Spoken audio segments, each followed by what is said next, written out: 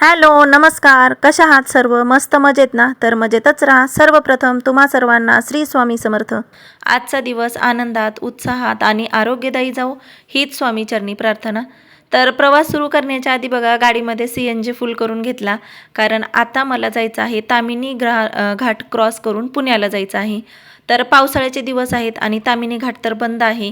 तरी पण मी तामिनी घाट क्रॉस करून कसं काय पुण्यामध्ये पोचली आणि मध्ये काही प्रॉब्लेम आले की नाही हे सगळं काही आज मी या व्हिडिओमध्ये तुमच्यासोबत शेअर करणार आहे. तर तुम्हाला दाखवलं मी ते पॉस्कोचं ना फर्स्ट गेट होतं. तर भागड MIDC मधून आम्ही निघालेलो आहे तामिनी घाट क्रॉस करून पुण्याला जाण्यासाठी. तर बघा हा जो पॉईंट आहे ना ह्याच्या आधीच आम्हाला पोलिसांनी थांबवलेलं आणि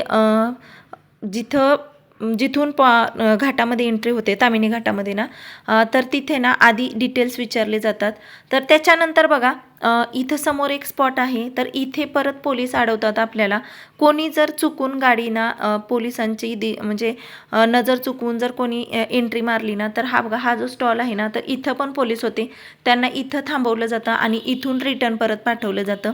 पण आमचा तसा काहीतरी प्रॉब्लेम होता, म्हणूनच बघा आम्हाला सोडलं गेलं.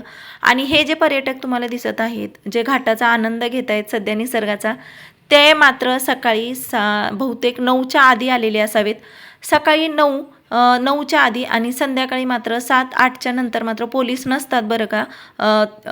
म्हणजे ट्रॅफिक पोलीस नसतात तिथे. तर तेव्हा मात्र जाऊ शकता. पण खरंच सांगते तुम्ही रिस्क घेऊ नका, कारण घाटामध्ये एवढं धुकं असतं सकाळच्या टायमिंगला. 10-10:30पर्यंत पूर्ण धुक्याने भरलेला असतो. तुम्ही बघू शकता दोन्ही साईडनं जे डोंगर आहेत आणि त्याच्यामध्ये खरंच खूप रिस्क आहे. पाणी आहे, सौंदर्य तर आहेच. निसर्ग जेवढा दिसायला सुंदर आहे ना, तेवढाच तो तुम्हाला क्रूरपणा पण दाखवू शकतो. त्याच्यासाठी ना त्यांचे जे निसर्गाचे काही नियम असतात ना त्याचं पालन नक्की करत जा.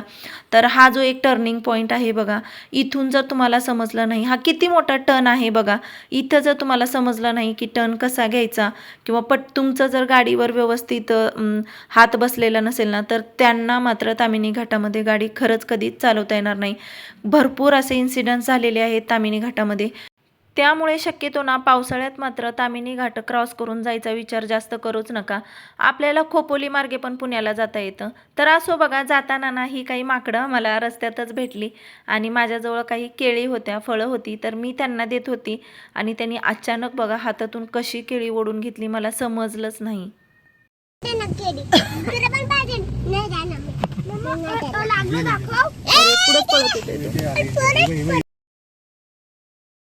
माझ्याकडे जास्त काही केळी नव्हत्या. आम्ही म्हटलं 2-3 केळी माकडांना द्याव्या, पण एक माकड जसं केळीकडे धावलं ना तसे त्याच्या पाठीमागं भरपूर सारी माकडं आली आणि हातातून केळी कधी ओढून घेतली कळालंच नाही. तर स्वीटूला खूप राग आलेला मम्माच्या हाताला लागलं म्हणून. तर असो, हे चालतच राहतं. तर तुम्ही बघू शकता किती निसर्ग किती सुंदर आहे बघा. जे वरून डोंगरावरून पाणी गळतंय ना, म्हणजे पाणी पडतंय ना धबधब्यासारखं. प्रत्येक ठिकाणी प्रत्येक स्पॉटवर ना अशी बरीच पर्यटक आलेली बरं का हे बघण्यासाठी. आणि जेव्हा मी फर्स्ट टाईम जेव्हा तामिनी घाटात आलेली ना, तर हा जो उंच टेकडी आहे ना, तर इथूनच आम्ही रिटर्न गेलेलो. मी पण खूप घाबरलेली. एकीकडं उंच डोंगर आहे, तर दुसऱ्या साईडला ना खाली दऱ्या आहेत आणि तिथून सगळ्यात मोठी रिस्क असते खाली जाण्याची. आणि सध्या खूप स्लिप गाड्या पण होतात. बाईकवाल्यांनी तर शक्यतो गाडी थोडी तोलामोलानेच चालवावी. तर याचा ना मी येताना पण एक शूट केला होता, त्याचा मी सेपरेट व्हिडिओ टाकेन. तर बाईकवाल्याने ना येताना काय झालं, तो एक बाईकवाला होता ना सरळ रस्त्यावर पण तो पडणार होता, एवढा म्हणजे गाडी त्याची स्लिप झाली. आता हा तर झाला गाडीवाल्यांचा विषय. तर दुसरा विषय म्हणजे बघा सध्या तामिनी घाट बंद का आहे ते पण मी तुम्हाला ना व्हिडिओमध्ये पुढे दाखवणारच आहे.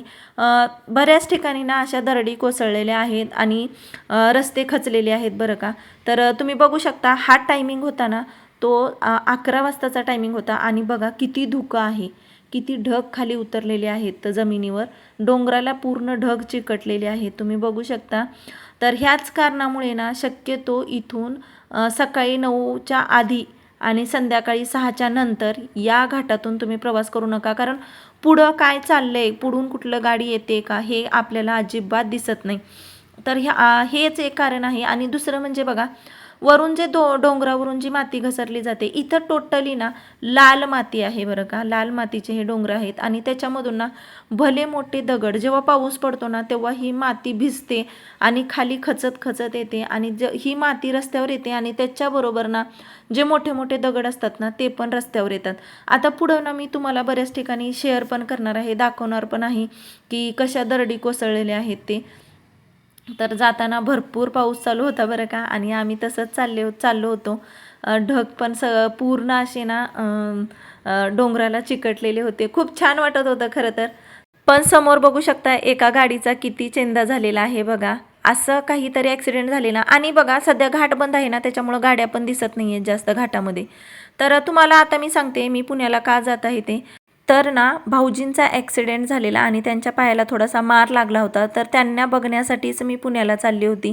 त्याचंही थोडंसं छोटं शूट ना मी तुम्हाला पुढे दाखवेनच की कसा ॲक्सिडेंट झालेला वगैरे, ते पण मी तुमच्यासोबत शेअर करणारच आहे. तर तुम्ही बघा आधी की ताम्हिणी घाटामध्ये किती असं सुंदर दिसतंय बघा निसर्ग. जेवढं छान दिसतंय ना त्याच्यापेक्षा रिस्की पण आहे, पुढे ते तुम्हाला दाखवेनच. तर बऱ्याच ठिकाणी ना अशी झाडं वगैरे कोसळून पडलेली आहेत बरं का खाली रस्त्यावर आणि त्याचं काम चालू आहे JCPनं. बरेच म्हणजे एक JCP पुढे अशी पण होती ना ती अशी खाली कोलमडून पडली होती. आणि हे बघा ही जी आहेत ना गुरं आहेत ना, ह्याचं एक सांगते तुम्हाला, इकडं कोकणामध्ये हाच एक प्रॉब्लेम आहे की या गुरांच्या पाठीमागं कोणीही राखणदार नसतो. त्याच्यामुळं ना ही कधी अंगावर येतील ना काही सांगता येत नाही.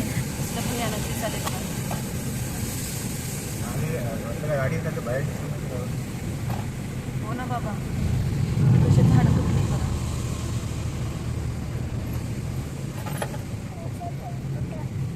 हे मोबाईल ठेव. माझ्या मोबाईल गाडी इमर्जन्सी भाजी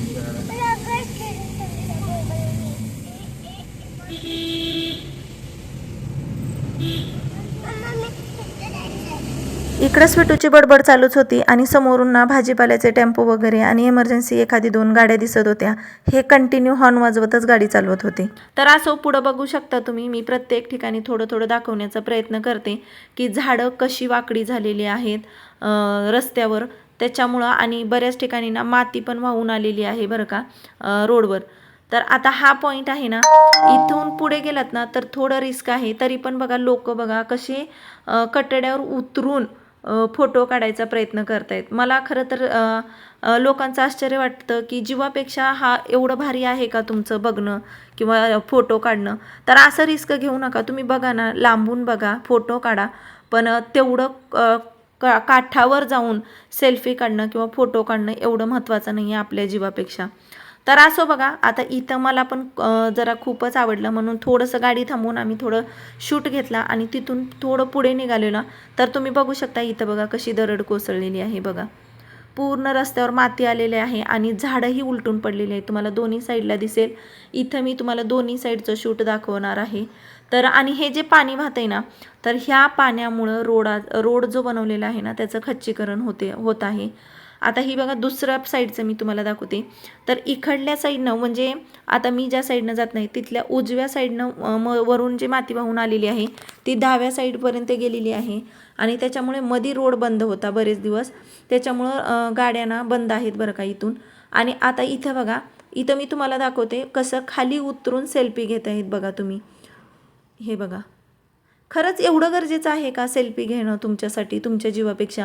कारण इथं तुम्ही बघितलात ना एवढी खोल दरी आहे ना खाली, तर खाली पडलं ना तुमचं एक हड्डीसुद्धा सापडणार नाही तुमची. एवढ्या खोल दऱ्या आहेत इथं, तरी पण तुम्ही रिस्क घेता. आता बघा इथंच पुढे बघा कशी माती वरतून वाहून आलेली आहे. खरं तर खूप रिस्की आहे या दिवसामध्ये ना अशा डोंगरदऱ्यामध्ये जाणं. तुम्ही बघू शकता किती लाल माती अशी वाहून खाली आलेली आहे. आणि ही लाल माती जेव्हा बघा खालची माती घसरली ना तर वरच्या जो दगडांचा जो आधार असतो ना तो कमी होतो आणि बरोबर सगळी माती बघा खाली घसरून येते. आणि मातीबरोबर ना जे दगड पण असतात ना मोठे मोठे ते पण रस्त्यावर येतात आणि एवढे चांगले बनवलेले रस्ते असतात ना ते पण तुटतात. आता ह्याच्यासाठी परमनंट इलाज मला तर काही वाटत नाही असेल म्हणून. कारण तुम्ही कितीही रोड चांगला बनवा, वरून जर दगड मोठे मोठे येत असतील तर रोडचं खच्चीकरण हे होणारच आहे.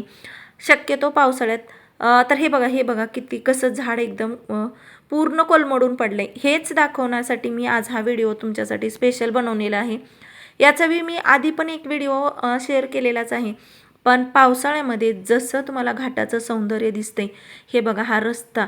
आता हा गाडीच्या समोर मी बसलेली आहे समोरच्या सीटवर, म्हणून मला हा खड्डा दिसला. आता हा खड्डा जर अजून त्याच्यामध्ये पाणी असंच राहिलं तर तो बरोबर मध्ये मुरणार त्याच्यामध्ये पाणी आणि तिथं मोठा खड्डा होणार आणि कदाचित तो रोड ना खाली घसरू पण शकतो. कारण त्याच्या जे खालच्या साईडला आहे ना पूर्ण दरी आहे. खाली वाकून बघितलं ना तरी डोळे फिरतील, एवढी मोठी दरी आहे. आता मी इथं खूप स्लो करून तुम्हाला व्हिडिओ दाखवायचा प्रयत्न केलेला आहे. कारण बघा कशा गाड्या जात आहेत आणि कसे जे झाडं आहेत ना ते खाली पडलेले आहेत.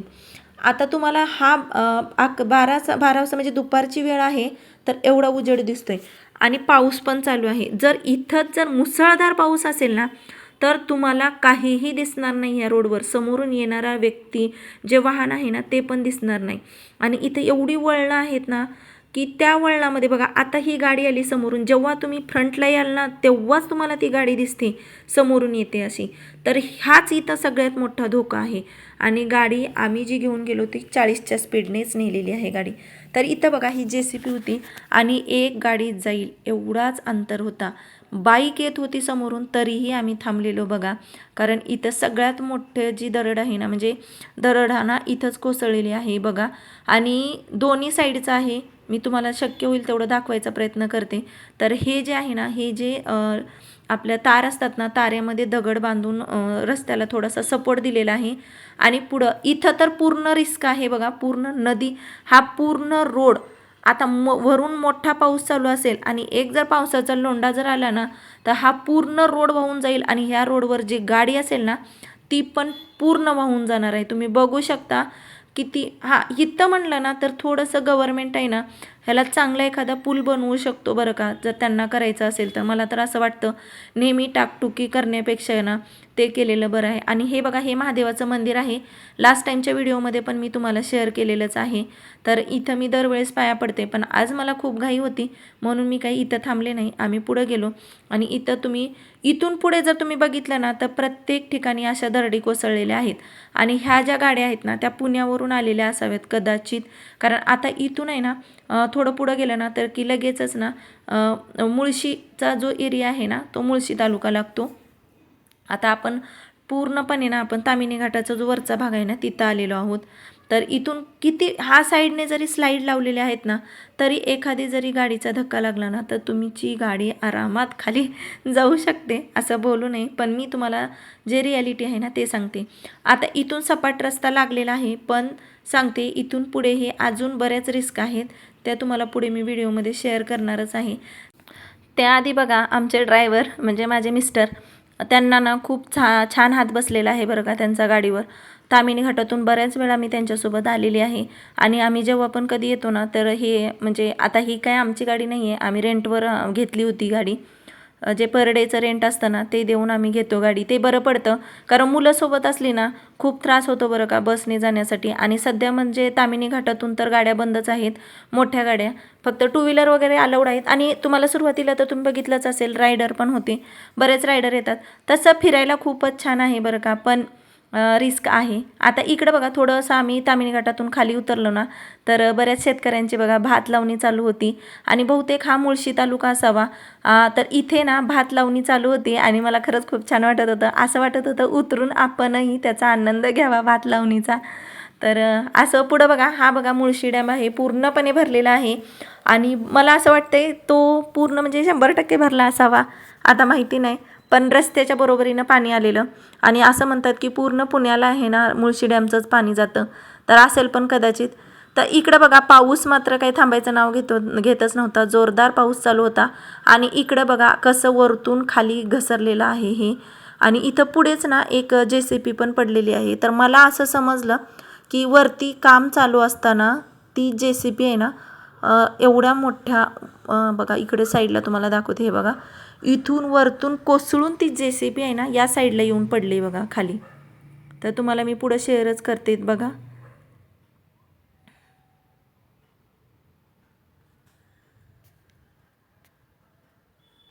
हे बघा, ही JCB आहे ती काम करताना वरतून खाली आली आणि पडली आहे. तिचं भरपूर नुकसान झालं असेल बरं का या JCBचं. झाडं वगैरे सगळी तुटून पडलेली आहेत, बघू शकता तुम्ही. तर मला असं वाटतंय की ही झाडं निसर्गापेक्षा ना मानवाचीच कामं करामत्या जास्त असतात माणसांच्याच. प्रत्येक ठिकाणी प्लॉटिंग पडलेलं आहे, प्रत्येक ठिकाणी स्वतःचे जे प्लेट्स असतात ना, नेम प्लेट्स त्या लावलेल्या आहेत. तर कदाचित कुणीतरी तिथं काम करत असेल, एखादं काही हॉटेल वगैरे असं काहीतरी चालू असेल टुरिस्टसाठी, आणि त्याच्यामुळंच बघा ते खाली कोसळून पडलं असेल असं वाटतं. कारण तुम्ही बघू शकता वरती किती डोंगर आहे आणि तरी पण जमीन सपाट करायची आणि त्याच्यावर घरं बनवायची. खरंच गरजेचं आहे का एवढं? आता बघा हे किती खाली दरड कोसळलेली आहे. आणि तुम्ही जर ह्याच्यातून तुमच्या 4 व्हीलर वगैरे घेऊन जात असाल, तर आता मी पण जातच आहे, तरी पण सांगते नका जाऊ, रिस्क नका घेऊ. मला खूपच एमर्जन्सी होती म्हणून गेली. एमर्जन्सी असेल ना तरच जा, नाहीतर फिरायच्या दृष्टीनं किंवा कुण्या नातेवाईंकडे जायचे असं असेल तर नका जाऊ.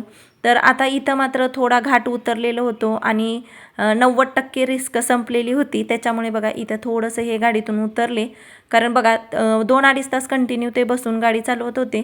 त्यांनाही कंटाळा आलेला. थोडा वेळ त्यांनी थोडंसं फ्रेश झाले आणि त्याच्यानंतर आम्ही लगेचच निघालो. तर इथं बघा तुम्ही जो हा मुळशी डॅम आहे ना, त्याचं पाणी बघा रोडच्या किती जवळ आहे. त्यासाठीच मी थोडंसं झूम करून तिथं तुम्हाला दाखवायचा प्रयत्न केला आहे. तर रोड किती आहे आणि मुळशी डॅम बघा किती जवळ, भरलेलं किती आहे. तर मी त्यांना विचारत होती की पाणी रोडवर येतं का, तर त्यांचं ते बोलले की नाही येत. तर पुढं बघा, हे बघा किती झाडं कोसळून पडलेत बघा. तर ही जी लाल माती आहे ना, ती बहुतेक भिजली असेल पावसामध्ये आणि ती लगेच खाली कसं घसरून येते, त्याच्यामुळं ही सगळी झाडं बघा अशी कोसळून पडलेत खाली. आता पावसाळा संपला ना की हे सगळं नव्यानं परत उभं राहणार आहे, पण पावसाळ्यात मात्र रिस्क आहेच बरं का. आता ह्या सगळ्या टुरिस्टच्या गाड्या आल्या होत्या इकडं. बहुतेक पुण्यावरून ना मी तुम्हाला ना रिटर्नचा पण व्हिडिओ तुमच्यासोबत शेअर करणार आहे. पुण्यावरून मात्र ताम्हिणी घाटात येण्यासाठी कुठंही मला पोलीस वगैरे आढळले नाहीत. इवन ना कुठं म्हणजे असं एक हे पण नाही लावलेलं की इथून रोड बंद आहे वगैरे, असं काहीच नाही. आता इथं तुम्ही मुळशीच्या इकडे उतरलात ना की जो उतार आहे ना तिथून तुम्हाला पूर्ण भातशेती वगैरे दिसेल. आणि सगळ्यात जास्त ओळखायचं म्हणजे कसं माहिती आहे का, जर गुरंढोरं असतील आणि त्यांच्या पाठीमागे जर गुराखी असेल तर समजायचं की पुन्हा आलं. तर असं बघा हा मुळशी डॅम बघा किती पूर्ण भरलेला आहे. तर इथं थोडंसं मी गाडी थांबून परत शूट केलं आणि नंतर परत आम्ही निघालो बरं का पुढं जाण्यासाठी, कारण मला लवकर पोचायचं होतं. आणि बरेच आता हा जो आहे ना तो आहे मुळशी तालुका आपला लागलेला आहे. तर इथं पुढे पण बघा एक पूल आहे आणि तिथं पण बघा किती घसरलेला आहे बघा रस्ता, तुम्हाला मी दाखवते पुढे. तरी पण काही टुरिस्ट थांबलेले नाही आहेत, कारण बघा संडे होता म्हणून एवढी गर्दी. इतर दिवशी मात्र एवढी गर्दी नसते, कारण सध्या हा जो ताम्हिणी घाट आहे ना तो बंदच ठेवलेला आहे. आता बघा इथे बघा हा पूल आहे. तर बघा हा बघा पूर्ण रस्ता कसा खचला आहे बघा. तर इथं ना बरंच काही गव्हर्नमेंटने ठरवलं ना तर हा रस्ता व्यवस्थित करता आला असता त्यांना, पण तो काही केलेला नाही आहे. फ्युचरमध्ये करतीलच. आता पुढे बघा ते हॉटेल्स वगैरे दिसतात ना, लॉज वगैरे. तर मला असं वाटतंय की खरंच गरज आहे का एवढ्या डोंगरामध्ये खोदकाम करून असे लॉज बनवायची. एक घसरला ना सगळंच घसरून खाली पडेल. आणि हा रोड सगळ्यात भयानक इथं आहे.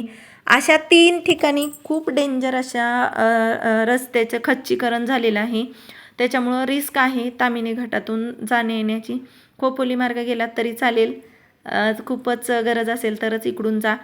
आता मी सांगते मी का इकडं पुण्यामध्ये ह्या मार्गे का आली. जर मला प्रॉपर पुण्यामध्ये जायचं असतं ना तर मी तिकडून गेली असती, पण मला ना पौड पिरंगुट ह्या भागामध्ये जायचं होतं. तर म्हणून मी ना इकडं हा रूट मला जवळ पडला, कारण 2.5 ते पावणे 3 तासामध्ये मी पौड पिरंगुटमध्ये पोहोचते ताम्हिणी घाटामधून. तर इकडं मुळशीचं जे आहे डॅम तो पूर्ण भरलेला आहे. पर्यटकांची पण गर्दी दिसतच आहे तुम्हाला. आणि वरून बघा पाऊस. इथं एवढा उतार आहे ना बघा, खूप उतार आहे. ह्या पॉईंटला अजिबात गाडीला ब्रेक लागत नाही. तर इथून पण गाडी चालवताना खूप रिस्क वाटत होती मला. बरेच पर्यटक ना साईडला जो कटडा होता ना त्याच्यावर उभं राहून सेल्फी घेत होते.